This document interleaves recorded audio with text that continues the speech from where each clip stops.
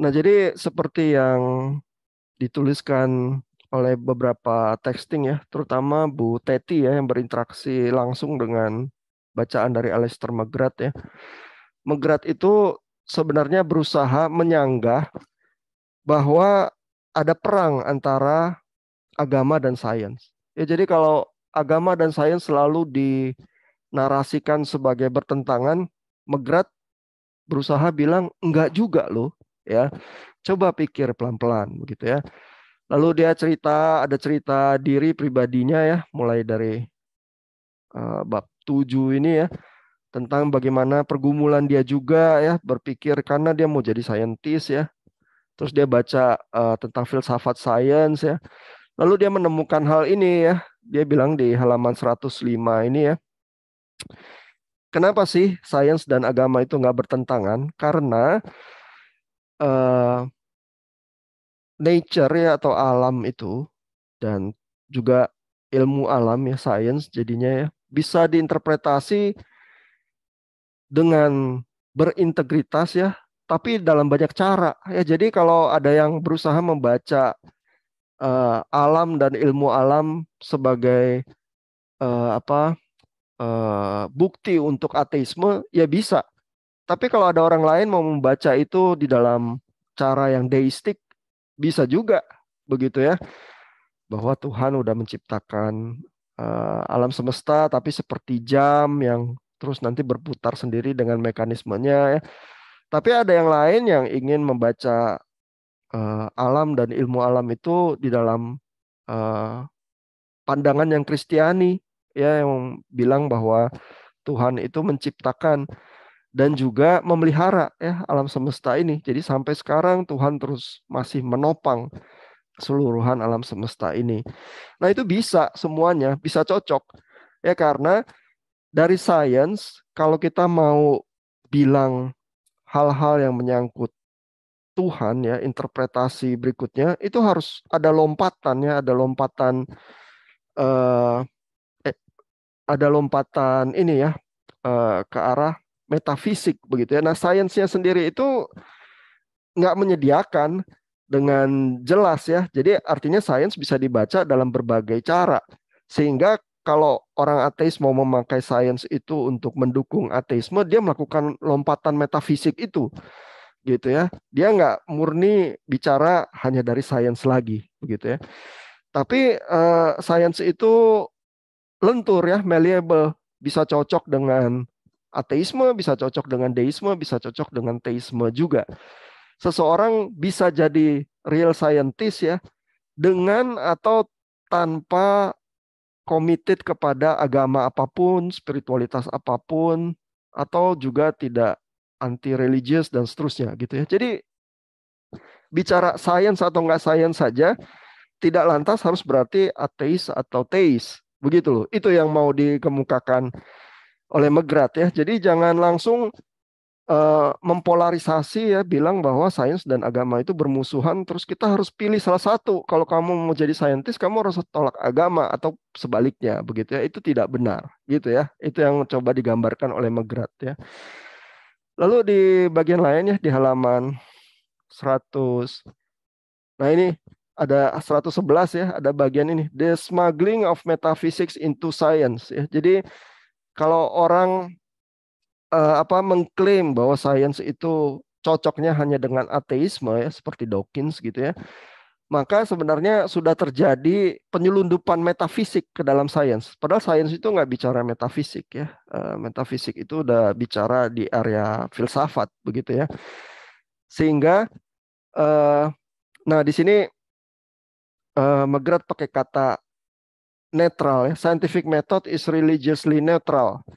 Tapi netralnya di sini kalau kita lihat tadi penjelasannya di halaman 104 itu bukan berarti tanpa nilai sih ya. Netral itu seolah-olah ya dia tidak bernilai apa positif maupun negatif ya. Netral di sini maksudnya McGrath mungkin lebih ke arah lentur itu tadi ya, bisa cocok dengan yang teis, deis maupun ateis gitu ya. Jadi tergantung nilai semacam apa yang diberikan ketika melihat apa science begitu ya. Jadi dia bilang netral itu neither supportive nor critical of religious beliefs. Ya, jadi tidak pasti support atau pasti kritis terhadap pemahaman agama.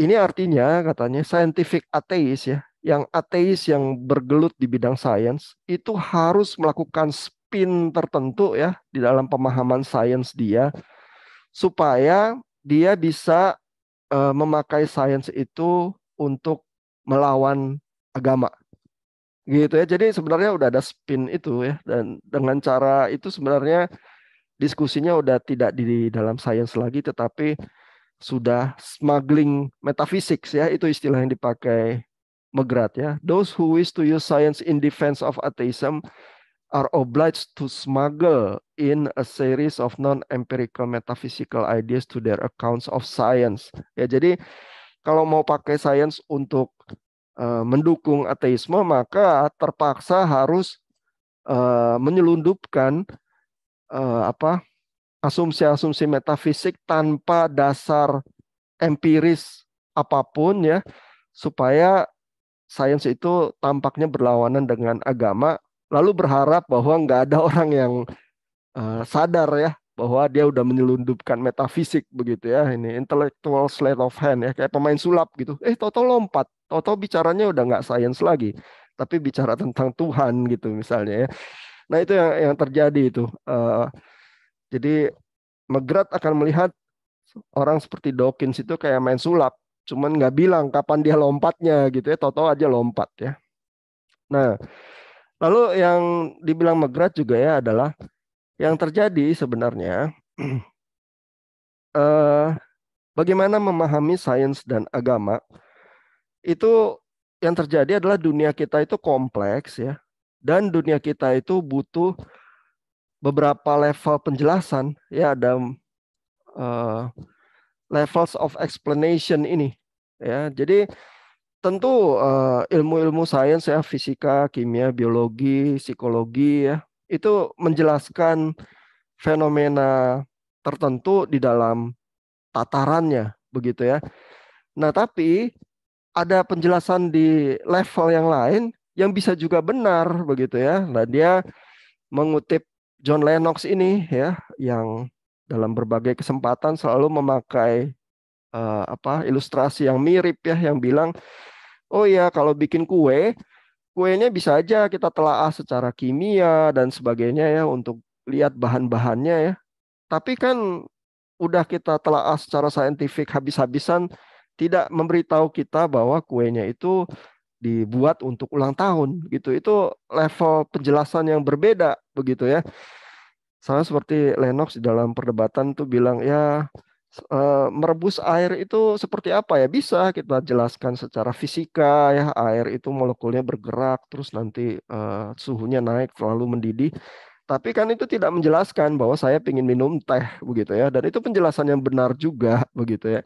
Nah ini jadi kita hidup di dalam dunia yang multiple level of explanation begitu ya. Dan level penjelasan yang satu tidak menganulir kebenaran di level penjelasan yang lain. Sehingga dengan cara demikian ya, McGrath itu menyajikan gambaran bahwa sains dan agama itu bisa bergerak di level penjelasan yang berbeda tanpa saling melawan satu sama lain. Ya, jadi dengan demikian eh, klaimnya McGrath ya bahwa sains tuh nggak bertentangan kok sama agama. Itu didasari dengan argumen-argumen itu ya, bahwa memang sains itu netral dalam pengertian dia bisa cocok ya dengan teisme atau ateisme, tapi juga di dalam dunia kita yang kompleks ada beberapa level penjelasan yang tidak mesti saling bertentangan itu. Ya. Nah, saya pengen tunjukin satu gambaran di sains saja ya. Bapak Ibu mungkin kalau SMA belajar gravitasi ya, itu hukum Newton sangat terkenal ya. Eh, Bisa dijelaskan singkat gak gravitasi itu apa? Kalau yang belajar hukum Newton, kalau masih ingat, gravitasi itu apa sih? Gaya tarik bumi, Pak. Oh, gaya tarik bumi, terus gimana Bu dengan gaya tarik bumi itu jadinya?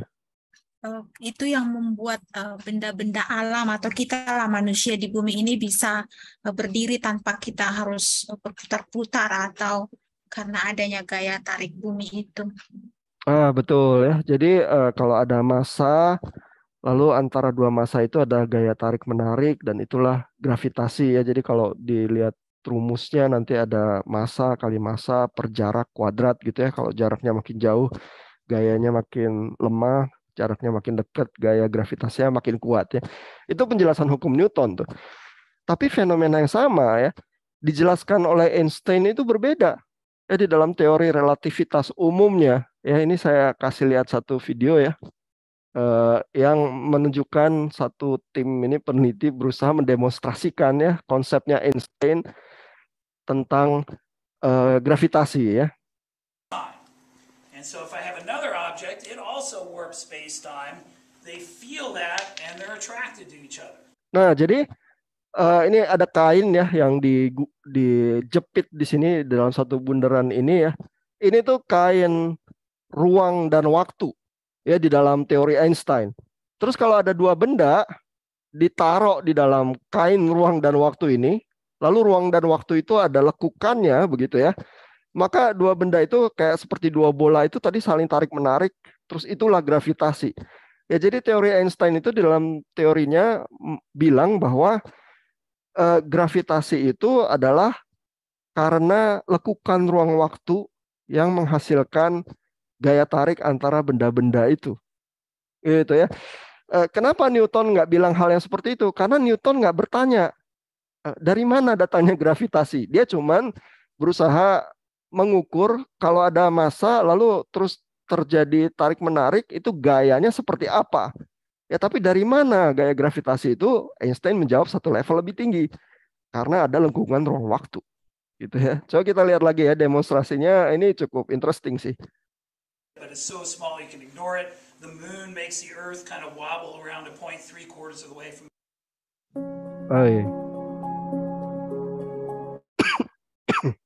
Sorry itu iklan bentar ya.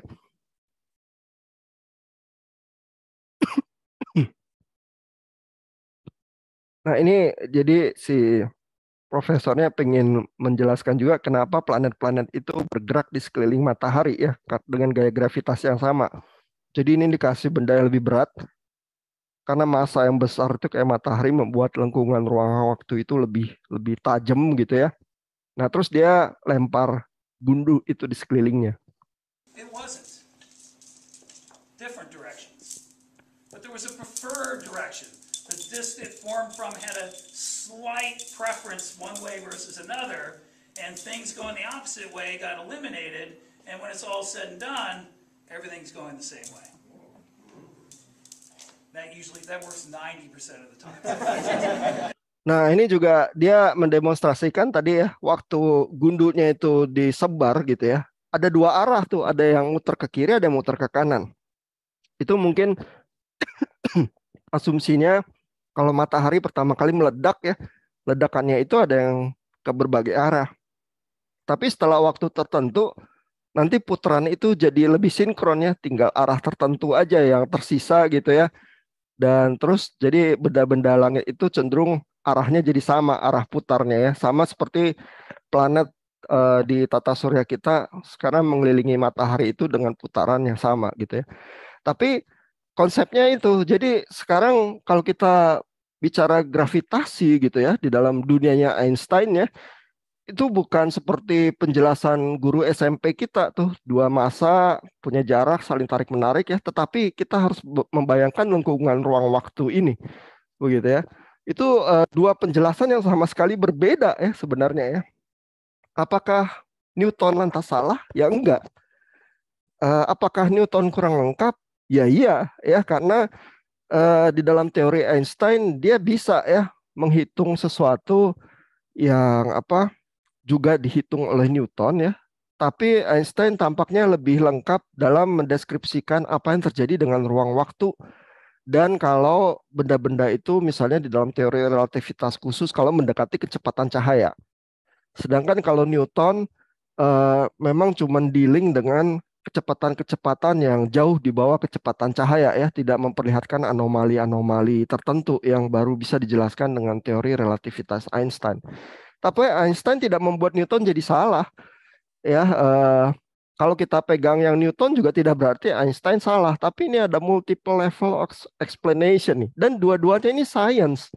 Ya ini kita belum lompat ya ke arah metafisik, belum ini ya, masih dua-duanya masih science, tapi itu aja ada beberapa layer sudah ya.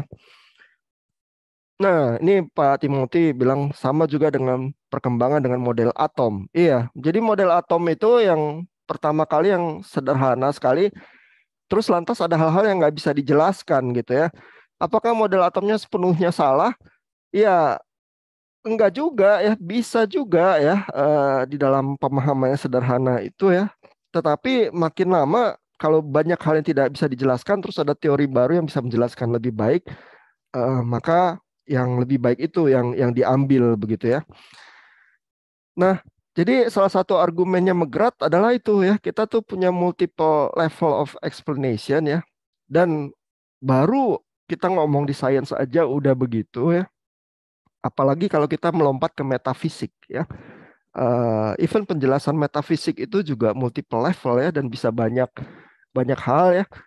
Mungkin ada yang terbukti berkontradiksi ya, tetapi banyak hal yang bisa bekerja sama menjelaskan fenomena tertentu tanpa kontradiksi ya. Jadi kalau kita cepat-cepat langsung dikotomi ya, langsung bilang kalau kita terima yang satu yang lain salah gitu ya, itu kita terlampau cepat tuh, karena dunia kita kompleks ya, dan butuh multiple level of explanation itu sih. Nah, jadi ini di bagian konklusi dari bab 7 ini ya, bukunya McGrath. Dia bilang gini ya. Jadi the scientific method when properly applied is no enemy of faith. Ya, jadi sains itu bukan musuhnya iman. The problems begin when enthusiastic atheists start smuggling in their own presuppositions, hoping nobody will notice, or when enthusiastic Christians start believing that science challenges core beliefs or essential ways of reading the Bible and circle their wagons defensively. Jadi ini kritiknya ya, di dalam satu paragraf ini, McGrath itu mengkritik dua-duanya. Yang pertama, ateis itu kesalahannya adalah kalau mereka itu menyelundupkan asumsi-asumsi mereka ya, terus berharap yang lain tuh nggak lihat gitu ya. Kalau orang Kristen, kesalahannya adalah kalau dari awal ya udah beranggapan, udah berasumsi bahwa sains itu melawan kepercayaan inti ya, dan melawan Alkitab ya, sehingga karena dari awal udah berasumsi sains ini musuh, terus berusaha jadi sangat defensif begitu ya. Padahal mungkin orang Kristennya mungkin nggak paham sains gitu ya, tapi karena defensif, karena merasa itu musuh terus harus diserang, itu juga kelemahannya kekristenan ya. Dan McGrath ini orang Kristen sih, dia punya gelar doktor di sains dan teologi sekaligus gitu ya, sehingga tidak heran dia itu berusaha menjaga ya, supaya jangan cepat-cepat ya menganulir sains di awal, atau jangan cepat-cepat juga menganulir agama di awal begitu ya. Nah, biasanya kalau orang-orang seminari atau orang-orang yang bukan dari latar belakang sains, kecenderungannya adalah yang kedua itu. Ya pokoknya sains tertentu yang dirasa jahat kita tolak. Begitu ya, dan itu musuh begitu ya. Terus nggak bisa masuk menghayati kompleksitas kehidupan ini dengan multiple level of explanation gitu ya.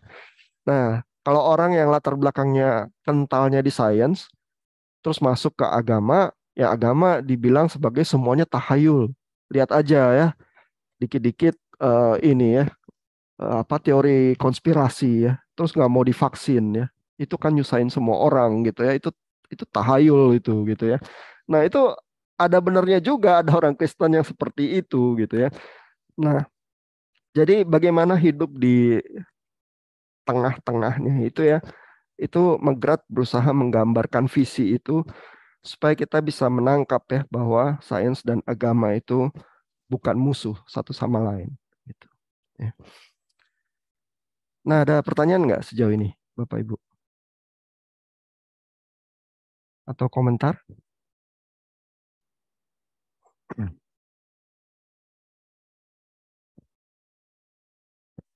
Silakan kalau ada pertanyaan atau komentar. Jadi pengen baca lagi ya Megratnya ya.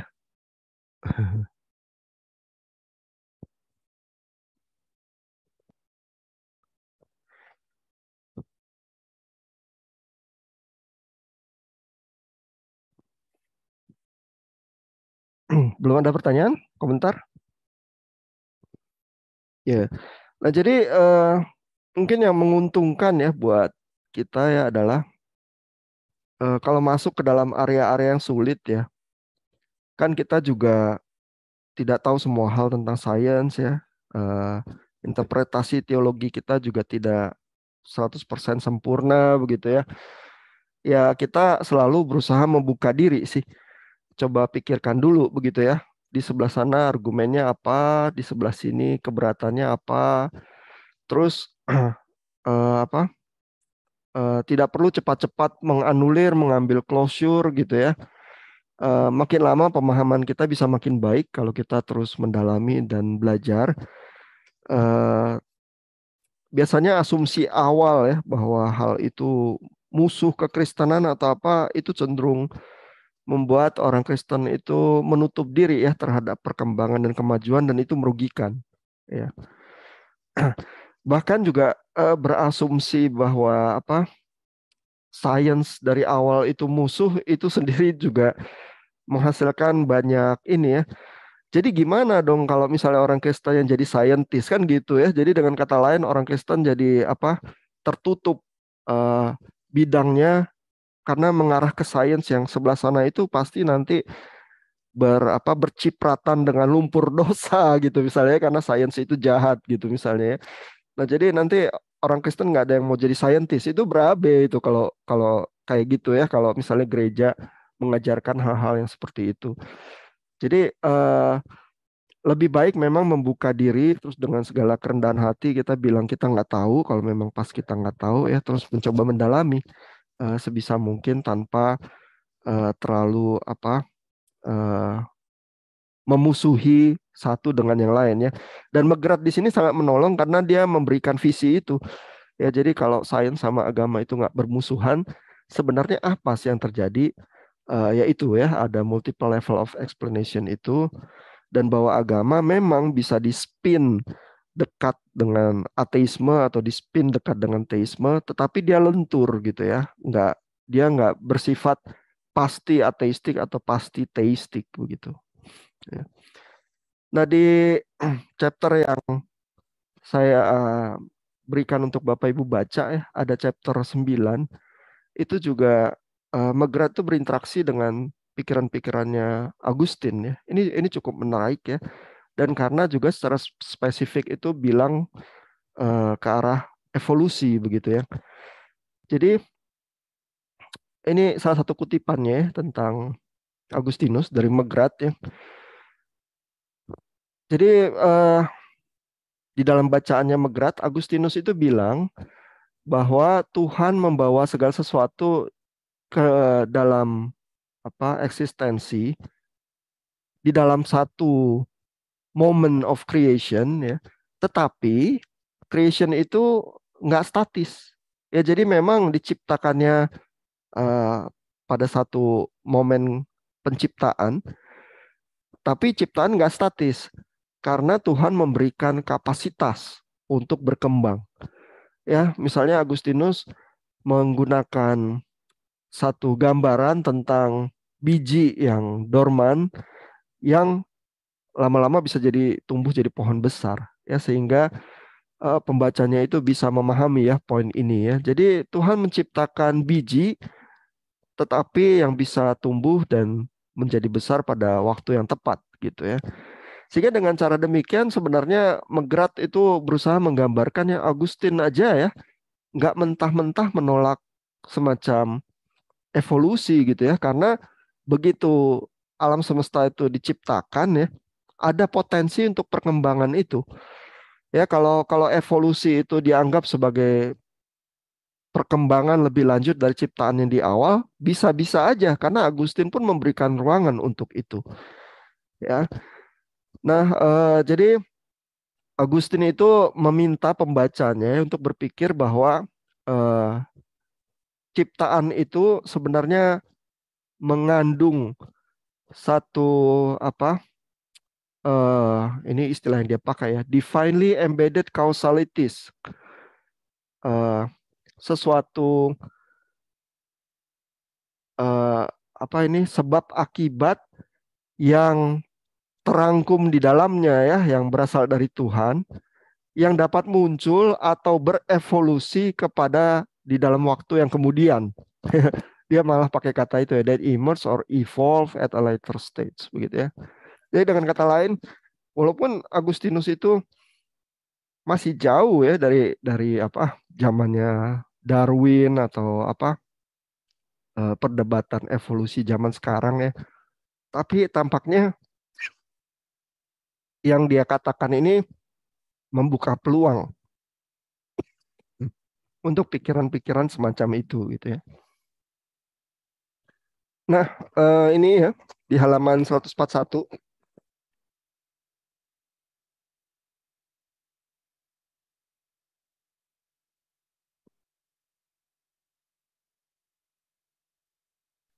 Nah, ini ada tulisan Megrat juga ya yang menunjukkan ya bahwa buat Agustinus ya Tuhan itu terus memelihara dan terus menopang seluruh ciptaan. Dan itu juga merupakan bagian dari penciptaan, proses penciptaan itu sendiri gitu ya. Sehingga Agustinus itu bilang 6 hari creation itu ya jangan dipikirkan secara kronologis. Ya jadi jangan 6 kali 24 jam, 6 hari semacam itu ya.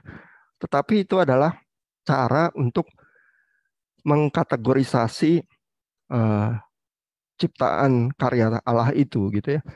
Jadi dengan kata lain Agustinus itu berusaha tidak membaca kejadian itu secara literal begitu ya. Karena kan memang bisa ada kebebasan itu ya, genre apa bagian-bagian dari kejadian itu juga eh, bersifat puisi dan sebagainya ya. Sehingga bisa ada pilihan itu untuk membaca itu tidak dengan literal ya. Ini problemnya mirip sama problemnya Galileo ya, yang musuh-musuhnya Galileo itu berusaha membaca Alkitab itu sangat literal. Lalu Galileo menunjukkan kalaupun mau literal ya, menurut paham tata surya yang lama, yang Ptolemy juga nggak bisa. Itu Yosua yang matahari berhenti itu dibaca literal pakai paham yang lama juga nggak bisa ya. Jadi jangan memaksakan literal. Nah di sini Megrat itu mengambil Agustinus ya dengan pola yang sama gitu ya. Nah lalu di sini ada satu warning ya.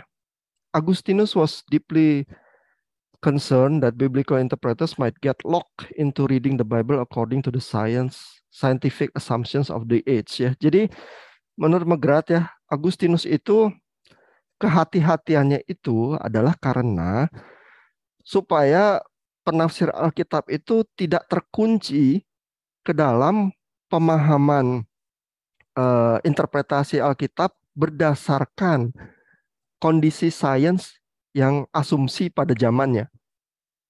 Ya jadi Agustinus itu nggak mau ya kalau kita sampai zaman tertentu terus asumsi sains kita seperti ini, terus pembaca Alkitab itu terkunci ke sana. Ya karena nanti kalau sainsnya bergeser, seolah-olah Alkitabnya salah, padahal enggak loh. Padahal yang kita selalu problem kita interpretasi Alkitabnya. Nah, tapi kadang-kadang penafsir Alkitab itu terlalu yakin ya terus terkunci di pemahaman sains di zaman itu gitu ya. Dan kita harus bayangkan ya betapa briliannya Agustinus ya. Dia di abad keempat hidupnya ya. Tapi kata-katanya ini menginspirasi Galileo di abad ke-16 ya, abad 17, menginspirasi Megrat juga di abad ke-21. Ya karena problem kita terus-menerus berulang ya. Somehow orang Kristen sering gagal belajar gitu ya. Terus berantem-berantem di area yang sama ratusan ribuan tahun begitu ya. Nah, ini juga komentarnya Megrat. inilah yang terjadi pada saat kontroversi Kopernikus itu ya di abad 16 akhir itu ya, yang terkait juga dengan Galileo sih. Karena Kopernikusnya kan aman-aman aja, tapi Galileonya yang masuk penjara rumah gitu ya. Nah, jadi dengan gambaran-gambaran semacam itu, Megrat itu berusaha menampilkan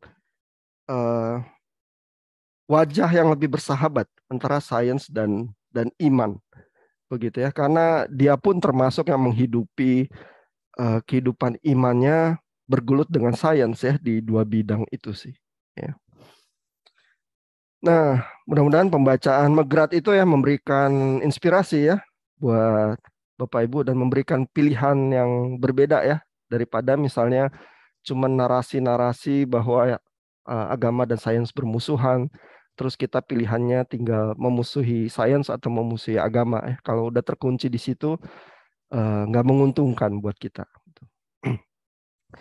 Tapi itu juga nanti membuat dialog malam nanti jadi sedikit lebih rumit ya. Mudah-mudahan jadi lebih menarik ya servisnya dan klaimnya, terus sanggahannya dari lawan dialognya juga. Ada pertanyaan atau komentar dari Bapak Ibu? Gimana? Apakah Megrat menolong kita? Atau apakah pikiran Megrat itu ada kelemahannya juga? Kalau kita mau pikirkan.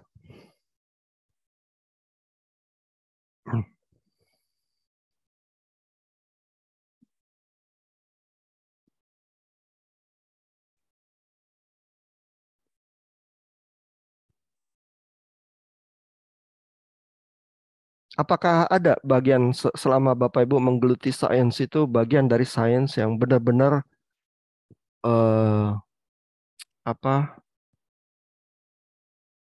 memperlihatkan permusuhan ya sebagai sains ya, bukan saintis ya, sebagai sains itu bermusuhan keras dengan agama atau dengan kekristenan. Apa ada?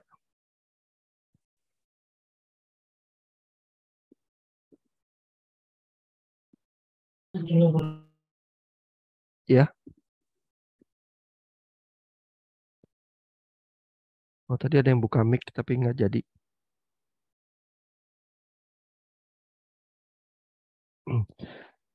Biasanya ya area-area yang dianggap berlawanan dengan keimanan itu kalau dari sejarah ya seperti itu ya, psikologi termasuk salah satunya ya. Karena ada tokoh-tokohnya yang ateis keras juga ya. Sigmund Freud itu ateis ya.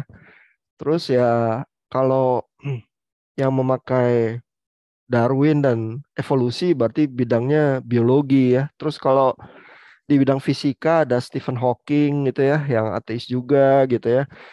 Jadi biasanya tuh kita bersentuhan ya dengan sains ya sebagai sesuatu yang mengancam dan sebagai musuh. Biasanya karena tokoh-tokoh saintisnya sih.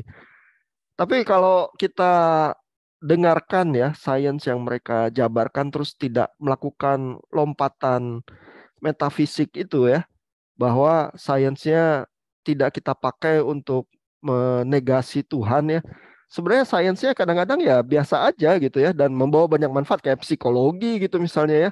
Lo kan itu membahas tentang kemanusiaan ya. Kita kan nggak bisa ya lari dari kemanusiaan kita ya. Bahwa kemanusiaan kita itu sangat aneh seperti yang berusaha dijelaskan Freud. Ya memang iya ya. Dan kita harus ingat sebelum zaman Freud, kalau orang ada gangguan jiwa itu ya either dia dipasung atau dia nggak ada alternatif lain ya, disiksa gitu ya. Baru setelah zaman Freud, orang yang ada gangguan mental itu diajak ngomong begitu ya. Jadi even kalaupun Freud itu ateis keras gitu ya, tetapi dia menghasilkan satu approach yang jauh lebih manusiawi ya daripada zamannya gitu. Itu harus kita acungi jempol juga sih gitu ya. Nah, jadi kita mungkin perlu juga ya membiasakan diri nggak terpicu oleh tokoh-tokohnya ya, tetapi bisa looking beyond ya daripada cuma sekedar ke-trigger sama tokohnya, tetapi berusaha mendalami ilmunya. Nah, ilmunya itu sebenarnya seperti apa ya? Orang-orang kayak Megrat sih cenderungnya nggak percaya ada ilmu yang haram ya. Semua ilmu oke ya, cuman gimana cara memakai menggunakannya itu ya. Tapi nggak ada ilmu yang pada dasarnya ateistik gitu, sains yang nggak ada kalau menurut eh, orang seperti McGrath gitu. Ya, ada pertanyaan, komentar?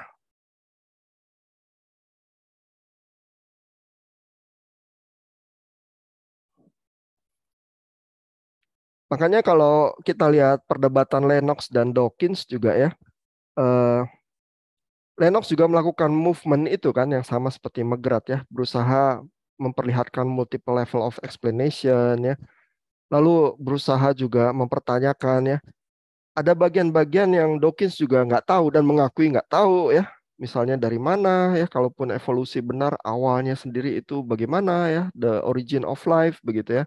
Dawkins dengan cepat menyerah juga bilang saya juga nggak tahu ya, tapi sains berkembang terus begitu ya. Lalu juga Lennox akan mempertanyakan hal-hal yang lebih tinggi ya daripada cuman sekedar sains ya, misalnya hal-hal yang di level etika ya, keadilan atau beauty atau love ya atau art begitu ya. Itu kalau cuman di level yang science ini ya, ilmu-ilmu alam gitu ya, natural science kan jadi nggak bisa ya ngomong di level itu ya, karena di level keindahan, seni, keadilan, cinta itu pun butuh interpretasi ya. Itu ada lompatan juga itu, walaupun nggak lompatan ke metafisik yang bicara soal ketuhanan ya, tapi bicara sampai level itu aja udah ada lompatan gitu ya. Sehingga itu juga hal-hal yang Lennox itu kalau dalam perdebatan berusaha pertanyakan ya. Jadi bagaimana dunia yang ateistik itu, yang mengandalkan sains itu berpikir tentang keadilan gitu ya, berpikir tentang apakah kebaikan akan menang akhirnya dalam kehidupan ini gitu ya. Kalau yang cenderung kayak Dawkins, dia akan bilang bahwa ya kehidupan ini memang kacau kok, kita harus menerima gitu ya, bahwa kalau Lennox itu mempercayai hal-hal yang memberikan kenyamanan, itu tidak berarti bahwa hal-hal itu benar. Ya kan gitu ya, caranya Dawkins itu menyerang Lennox kalau Bapak Ibu ingat di dalam perdebatannya gitu ya. Nah, tapi basically Lennox sama McGrath ini sama ya pandangannya bahwa sains dan agama itu nggak bertentangan, ada multiple level of explanation, dan kebenaran sains tidak menganulir kebenaran di level-level yang lebih tinggi. Demikian juga sebaliknya ya, kebenaran sains itu harus diterima juga, walaupun kebenaran-kebenaran di level yang lebih tinggi itu diimani juga begitu. Ya, jadi biasanya sih yang teis kalau pingin lebih meyakinkan ya berdialog dengan yang ateis ya, memang akhirnya harus menunjukkannya bahwa dunianya yang digambarkan oleh teisme itu lebih besar ya daripada yang dipercaya oleh ateisme gitu ya. Nah, seringnya biasanya perdebatan itu kalau jadi debat kusir ya, justru yang teis juga jadi mengkeret ya, karena termakan oleh asumsi narasi itu ya, apa science versus agama itu. Jadi begitu orang yang teistik itu mengkeret ya, mengkerut dan terus bilang pokoknya kita tolak semua yang sains itu terus salah gitu ya. Nah itu terus jadi nggak produktif lagi tuh. Itu malah jadi kurang meyakinkan sih yang teis juga begitu ya. Nah jadi mendengar apa dan membaca orang-orang yang memang bergerak di beberapa bidang sekaligus menolong kita sih untuk melihat dunia yang lebih luas itu ya. Dan mudah-mudahan kalau terjadi dialog, kalau yang ambil posisi-posisi yang lebih tradisional bisa ya menunjukkan bahwa visi Kristiani itu memang cocok dengan kehidupan yang luas itu sih, ya. Daripada misalnya malah menyempit ke arah yang lebih fundamentalistik gitu. Ini bukan tugas yang sederhana ya. Jadi sih mungkin Bapak Ibu kebayang ya, apologetika akhirnya adalah bagaimana kita menghidupi iman itu ya, bukan sekedar argumen-argumen logika ya. Ini waktu kita udah mau habis nih. Ada pertanyaan, komentar, Bapak Ibu?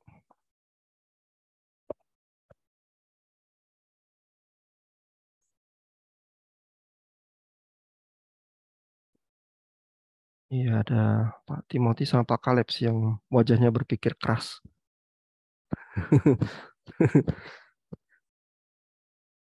Ada yang ingin dikatakan? Komentar apa aja boleh? Mungkin kalau dari saya ya, yang eh, Hmm. up to date mungkin yang dari golongan orang-orang Kristen yang menolak vaksinasi ya, bahkan orang-orang dekat juga ya, sebagian dari apa yang rohaniawan begitu ya, ada pendeta, ada yang berkhotbah juga tiap minggu begitu, dan tidak mau kok vaksin begitu ya, begitu pemerintah memberi aturan boleh perjalanan kalau ada vaksin 3 baru menggerutu begitu ya, tapi tetap juga nggak vaksin gitu. Tapi kita yang apa ya, yang merasa itu bukan sesuatu yang salah, bahkan hasil penelitian dari para ilmuwan itu menolong kita orang-orang percaya, jadi bisa pergi pelayanan kemana begitu. Tapi tetap begitu ya, udah ada benteng begitu bahwa mereka nggak terima bahwa itu dari apa, setan ya, apa, aliran antikristus begitu. Jadi itu memang udah nggak bisa dibuka gitu untuk jembatan. Gitu sih, Pak. Itu ada yang kenal ya, Bu Teti ya? Hmm. Terus tapi maksudnya mereka nggak mau divaksin itu alasannya apakah karena argumen agama atau karena ya takut lah kan belum pernah dicoba vaksin banyak efek sampingnya atau apa gitu? Atau memang karena alasan Agama, agama? Pak, ya. Hmm. Karena dikotbahkan gitu. Jadi ada pendeta-pendeta terkenal juga dari golongan-golongan tertentu yang mengkhotbahkan itu, mengirim video begitu ke sinode tertentu begitu. Yang rata-rata Injili juga ya, Injili karismatik begitu. Jadi pendeta-pendetanya, istri pendeta, jemaatnya begitu tidak ikut vaksin. Ya, di Amerika sebelum pandemi ya, gejala anti vaksin itu juga udah banyak ya, penyakit-penyakit yang sebelumnya kayak vaksin cacar atau apa. Kan kalau kita di Indonesia mah cenderung divaksin aja lah ya kalau cacar ya, supaya anak itu nggak kena cacar atau apa. Di Amerika ada kelompok-kelompok yang menolak juga dari awal karena alasan-alasan keagamaan juga begitu. Jadi problem itu tuh cukup ini ya, cukup merepotkan ya di dalam masyarakat juga ya kalau sampai manifestasinya seperti itu sih. Dan juga suka ada yang menunjukkan ya, udah divaksin 2 kali, di booster kena juga kok ya. Misalnya ya. Tapi ya memang kan divaksin dan di booster tidak menjamin tidak terpapar ya. Cuman kalau terpapar jadi nggak parah ya. Itu sih juga signifikan ya daripada terpapar terus masuk rumah sakit terus jadi hampir mati begitu misalnya ya. Ya lebih baik tetap divaksin ya. Jadi memang apa, kecurigaan terhadap sains di dalam level yang sangat pragmatis bisa sangat merepotkan juga sih. Ya, mudah-mudahan sih kalau apa gereja dan komunitas orang Kristen itu hidupnya lebih ini ya, lebih harmonis menghidupi iman dan sains itu, gejala-gejala seperti itu di masa depan juga bisa lebih menurun ya. Jadi jangan sampai eh, apa muncul tahayul yang semacam itu ya, anti sains ya. Karena memang disinyalir generasi-generasi yang lebih muda ya melihat gereja-gereja yang udah lebih tua ya. Jadi Gen Z sama generasi Alpha gitu ya melihat orang Kristen yang lebih di angkatan sebelumnya itu ada kecenderungan anti science ya. Sehingga mereka itu meninggalkan gereja dengan alasan itu salah satunya ya. Ini gimana sih orang Kristen semua anti science gitu ya. Tentu tidak benar semua anti science ya, tapi mereka melihat gejala itu terus itu jadi alasan mereka juga untuk meninggalkan gereja gitu ya. Nah, itu merugikan sih kalau kalau kita komunitasnya seperti itu.